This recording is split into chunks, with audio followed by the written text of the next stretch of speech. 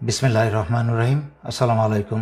দেশপ্রেমিক বাংলাদেশি যে যেখানে আছেন, বিশেষ করে বাংলাদেশে সংগ্রামরত ছাত্রছাত্রী এবং দেশপ্রেমিক বাংলাদেশিদের জন্য অত্যন্ত গুরুত্বপূর্ণ কিছু তথ্য নিয়ে আমি এলাম। আমি এইমাত্র খবর পেলাম যে বাংলাদেশ সশস্ত্র বাহিনী কারফিউ জারি করেছে। আমি দুটো বিষয়ে কথা বলবো, খুব মনোযোগ দিয়ে শুনবেন এবং যেভাবে সম্ভব এটা বাংলাদেশিদের মাঝখানে ছড়িয়ে দেবেন, বিশেষ করে ছাত্রীদের মাঝখানে। প্রথম কথা হচ্ছে, কারফিউ বাংলাদেশে বহু হয়েছে আগে। কারফিউটা এখানে কোনো বিষয় নয়। বাংলাদেশের স্বাধীনতা যুদ্ধ থেকে আরম্ভ করে পরবর্তীতে 90-এর এরশাদ পতনের সময়ও কিন্তু কারফিউ জারি হয়েছে। কারফিউ দিয়ে কিন্তু কোনোদিন কোনো অত্যাচারী সরকারের পতনকে থামানো যায় নাই। এবং এমনকি 2007-8 সালেও কিন্তু কারফিউ জারি হয়েছে। তখনও কিন্তু সেনাবাহিনীর অফিসারদের কিছু বলস ছিল, কারণ যেভাবেই হোক, নাটকীয়ভাবেই হোক, রাজনৈতিক তথাকথিত নেতাদেরকে এবং চোর বদমাশদেরকে কিন্তু জেলে ভরেছিল। কিন্তু এখন তো সেনাবাহিনী অফিসারদের কোনো বিচিই নেই, বলসই নেই। এবং বর্তমানে সেনাপ্রধান, গত লাইভে আমি ভদ্রভাবে ওনাকে বলেছিলাম দেশ এবং জনগণের পাশে দাঁড়াতে। যদি উনি জরুরি অবস্থা জারি করতেন তাহলে সেটা দেশ এবং জনগণের পক্ষে হতো, কারণ জরুরি অবস্থা জারি করা মানে হচ্ছে স্বৈরাচারী শেখ হাসিনা আর ক্ষমতা নাই। কিন্তু আমি যতদূর শুনেছি কারফিউ জারি করা হয়েছে। এর পিছনে ছোট্ট করে আমাকে একটু ব্যাকগ্রাউন্ড বলতে হয়। এই বর্তমান সেনাপ্রধান জেনারেল ওয়াকার স্বৈরাচারী শেখ হাসিনা আত্মীয়। তার কিন্তু লেফটেন্যান্ট কর্নেল হওয়ার যোগ্যতা ছিল না। ওনার শ্বশুর সেনাপ্রধান হয়েছিলেন, সেই সুবাদে স্টাফ কলেজ করে এদিক ওদিক করে ওনাকে আমি অনেক অল্প বয়স থেকে, মানে মেজর অবস্থা থেকে ওনাকে আমি চিনি। সাদা মানুষ ছিলেন, তেমন কোনো ব্রেইনওয়ালা মানুষ না। কারফিউ দিয়ে বর্তমানের বাংলাদেশের ভয়ঙ্কর পরিস্থিতি থেকে দেশকে সামাল দেওয়ার মতো ক্ষমতা এবং যোগ্যতা কোনোটাই ওনার নাই। আমি অবাক হচ্ছি যে ওনার সেই যোগ্যতা না থাকতে পারে, কিন্তু বাংলাদেশের অন্যান্য ডিভিশন কমান্ডার এবং জেনারেল যারা আছেন তাদেরকে তো বেশিরভাগই আমি চিনি। ওনারা কি করছেন? ওনারা কি আঙুল চুষছেন? ওনাদের অনেকেই তো আমি জানি যে প্রফেশনাল মেরিট আছে, যোগ্যতা আছে। সাহসিকতা না থাকতে পারে তারা তো এই সেনাপ্রধানকে বলতে পারতো যে আপনি জনগণের বিরুদ্ধে যাবেন না। কিন্তু যেই জিনিসটার আমি ভয় পাচ্ছিলাম সেটাই হলো। আমি জানতাম যে স্বৈরাচারী শেখ হাসিনার সর্বশেষ শয়তানি হবে দেশে একটা গৃহযুদ্ধ লাগিয়ে দিয়ে যেতে। সে পালানোর আগে দেশে একটা গৃহযুদ্ধ লাগিয়ে দিয়ে যাবে, এবং এই গৃহযুদ্ধে করবে কি, সশস্ত্র বাহিনীকে জনগণের শত্রু বানিয়ে দিয়ে যাবে। দেশে যেন জনগণ এবং সশস্ত্র বাহিনী ইউনিফর্ম এবং জনগণের মাঝখানে রক্তারক্তি হয়, এবং এই সুযোগে স্বৈরাচারী শেখ হাসিনা তার দলবল নিয়ে পালাতে পারে। তার চেয়েও ভয়ঙ্কর অবস্থা হচ্ছে যে আমি অত্যন্ত বিশ্বস্ত সূত্রে খবর পেলাম যে ভারতের বাংলাদেশে শতখানিকের উপরে কিলার ঢুকিয়েছে। ঠিক যেভাবে বিডিআর হত্যার সময় বাংলাদেশে প্রবেশ করানো হয়েছিল, সেইভাবে বাংলাদেশে রয়ের কিলারদেরকে প্রবেশ করানো হয়েছে। শুধুমাত্র বেছে বেছে শনাক্ত করে করে ছাত্র নেতাদের এবং অন্যান্য নেতাদেরকে তারা টার্গেট করে হত্যা করার জন্য, ছাত্রলীগ, যুবলীগ, পুলিশ এবং রয়ের সেই সব খুনি মিলে, যা হয়েছিল 2009 সালে বিডিআর হত্যার ঘটনায়। এবং আশ্চর্যজনক মিল পাবেন, 2009 সালে এই বর্তমান সেনা প্রধান 46 ব্রিগেডে তখন তার পোস্টিং ছিল। তাকে আদেশ করা হয়েছিল বিডিআর 1 নম্বর গেটটাকে অস্ত্র লাগিয়ে গেটটাকে উড়িয়ে দেওয়া, যেন সেখান থেকে সেই গেটের মাধ্যমে সেনাবাহিনী ঢুকে অপারেশন চালিয়ে বিদ্রোহীদের দমন করতে পারে এবং সেনা অফিসারদেরকে উদ্ধার করতে পারে। কিন্তু যখন এই জেনারেল ওয়াকার তখন অস্ত্র তাক করা এবং নিশানা করা সব কিছু প্রস্তুত হয়ে গিয়েছিল, হঠাৎ করে একটা ফোন আসে। সেই ফোনটা আর কেউ না, অবসরপ্রাপ্ত জেনারেল তারেক সিদ্দিকীর কাছ থেকে সেই ফোনটা আসে। তাকে বলা হয় অস্ত্র গুটিয়ে নিয়ে সেনানিবাসে ফেরত যেতে। তখনই সে সেনাপ্রধান কারোর আদেশ শুনে নাই, সেনানী বাহিনীর কোনো আদেশ শুনে নাই।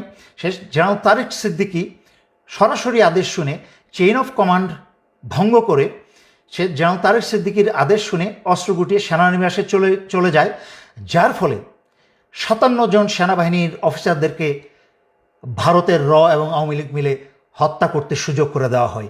সেই একই কাজ এই জেনারেল ওয়াকার আবারও করছে। ভারতের রকে যুবলীগ এবং ছাত্রলীগ এবং গোপালী পুলিশদেরকে ব্যবস্থা করে দিচ্ছে বাংলাদেশের মেধাবী ছাত্রদের এবং বাংলাদেশের অন্যান্য আন্দোলনরত যারা চিহ্নিত ছাত্রছাত্রী তাদেরকে হত্যা করার জন্য। আমি সেনাবাহিনীর সকল সদস্যের উদ্দেশ্যে বলছি, প্রথমেই সেনাবাহিনীর সদস্যের উদ্দেশ্যে বলছি, তারপরে বলবো জনগণের উদ্দেশ্যে। সেনাবাহিনীর সকল সদস্যের উদ্দেশ্যে বলছি, আপনারা দয়া করে ভুলেও এই ফাঁদে পা দিবেন না। আপনারা আদেশ অমান্য করুন, কারণ আপনাদেরকে সারা দুনিয়ার সামনে জনগণের শত্রু বানানো হচ্ছে।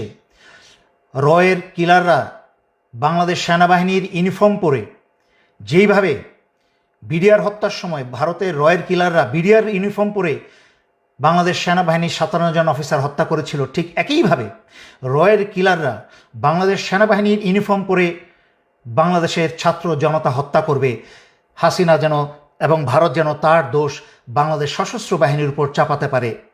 এর কারণ আমি অনেক লাইভে আগে ব্যাখ্যা করেছি। স্বৈরাচারী শেখ হাসিনা রাজনীতিতে এসেই ছিল তার বাবা এবং পরিবারের হত্যার প্রতিশোধ নিতে, এবং সংবাদ মাধ্যমে এবং জনগণের সামনে বহু মানুষকে সাক্ষী রেখে, বিবিসিকে সাক্ষী রেখে সে বলেছিল যে রাজনীতিতে ফিরেই এসেছে তার পরিবারের হত্যার প্রতিশোধ নিতে এবং সশস্ত্র বাহিনীকে, বিশেষ করে সেনাবাহিনীকে সে ধ্বংস করে ছাড়বে।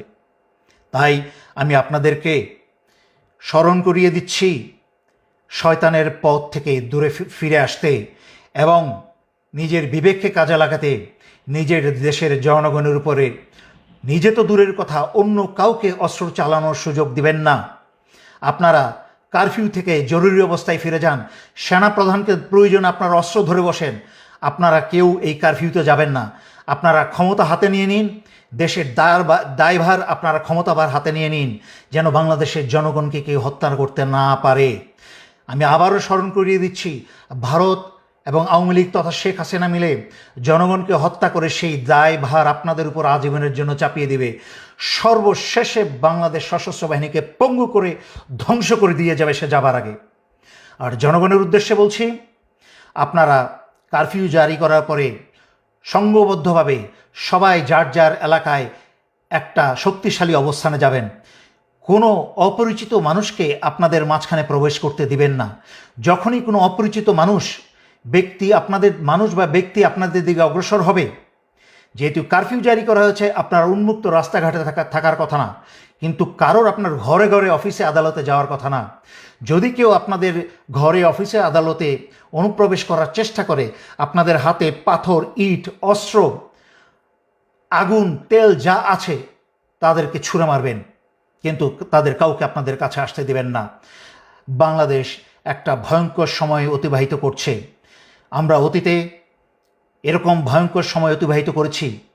1971 সালে যখন কোনো যোগাযোগ মাধ্যম ছিল না, যখন রেডিওতে কান পেতে খবর পেতে হতো, যখন একটা মানুষ থেকে আরেকটা মানুষের মাধ্যমে খবর যেত অনেক দিন পরে, সেই সময় যখন পাকিস্তানি হানাদাররা বাংলাদেশিদের হত্যা করে চলেছিল, তখনও কিন্তু সেই অবস্থা থেকে বীর বাংলাদেশিরা উত্তরণ করে বাংলাদেশকে স্বাধীন করেছে।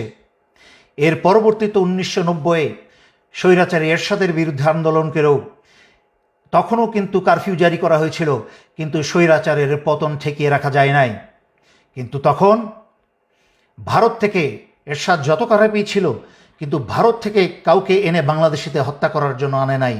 এই কুৎসিত পিচাচ শুধুমাত্র হাসিনার পক্ষেই সম্ভব। এই চরিত্রহীন কুৎসিত মহিলা, তাকে এবং তার আওয়ামী লীগকে যেখানে পাবেন আপনারা ধ্বংস করবেন, এবং তার পুলিশকে। আমি আর কথা লম্ব না করে সশস্ত্র বাহিনীর প্রতিটা সদস্যকে আমি স্মরণ করিয়ে দিচ্ছি, বাংলাদেশে গৃহযুদ্ধ লাগাতে যাচ্ছে স্বৈরাচারী শেখ হাসিনা। সমস্ত গণহত্যার সমস্ত দায়ভার আন্তর্জাতিক মিডিয়াতে, দেশে বিদেশে সব জায়গায় আপনাদের উপরে আসবে, যেহেতু ভারতীয়রাও বাংলাদেশের সশস্ত্র বাহিনীর ইউনিফর্ম পরে জনগণকে হত্যা করার চেষ্টা করবে।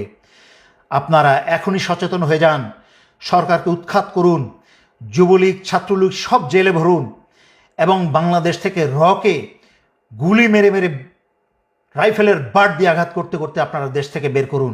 দেশের সার্বভৌমত্ব এবং স্বাধীনতা এবং অধিকার আবার বুঝে নিন। দেশের জনগণ ভয় পাবেন না।